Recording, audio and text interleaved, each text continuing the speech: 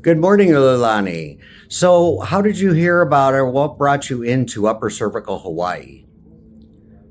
Good morning, Dr. Joe. I think when I was just going through Facebook, I saw some of the advertisements of other people sharing their testimony, especially around vertigo, because I suffered pretty severely vertigo symptoms, which ended me in the ER. And I had a year of physical therapy.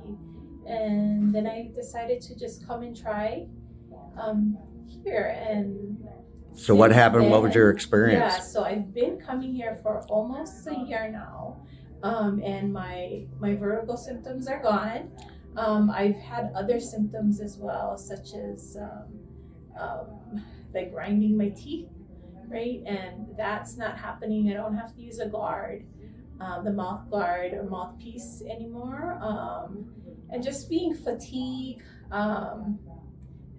and anxious. Anxiety was something that also like a symptom that I had when I first came, and I'm less anxious.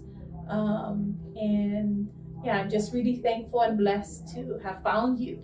Oh, great, great. Well, thank you very much for Yes. sharing.